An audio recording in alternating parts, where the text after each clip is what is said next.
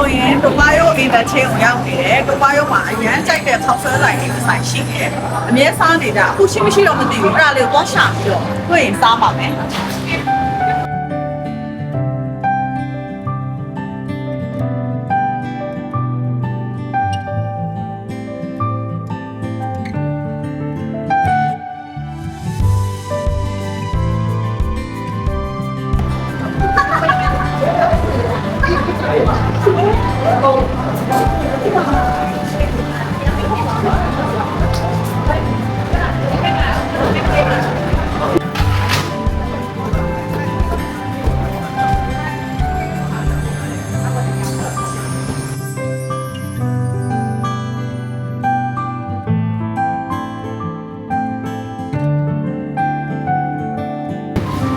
အခုဆိုရင်ဒါ eco coffee ဆိုင်ကိုရောက်တယ်ဆိုင်ရဖွင့်နေလေးလို့ကန်ကောင်းတာပေါ့နော်အဲ့တော့ဒါငါတော့ eco coffee ပါတယ်လို့ပါမယ်သူ့ရဲ့ထောက်ဆွဲမှာ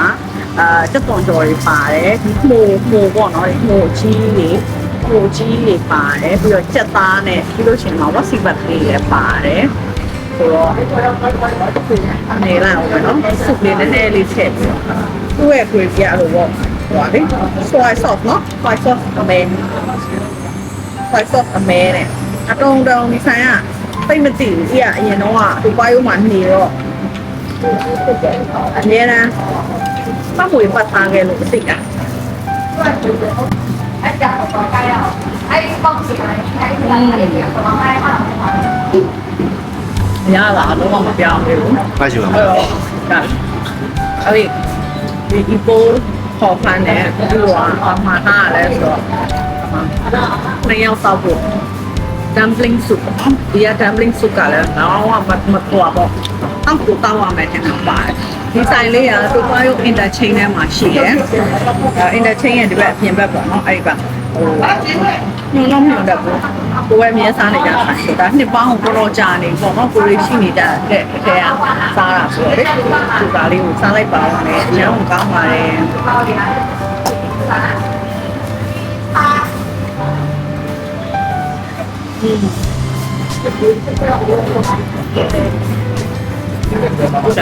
我是人多少比赛就回来。对了。啊，不用。你要人到你家。巴黎酷巴黎。啊，这样个。我家买的你也打。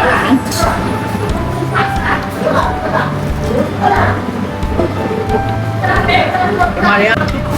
ဒီပို့ဟောင်းမှာစားတယ်ဒီပါယိုဘာစားလို့ရပါတယ်ဆက်စားလိုက်ပါမယ်ရှင်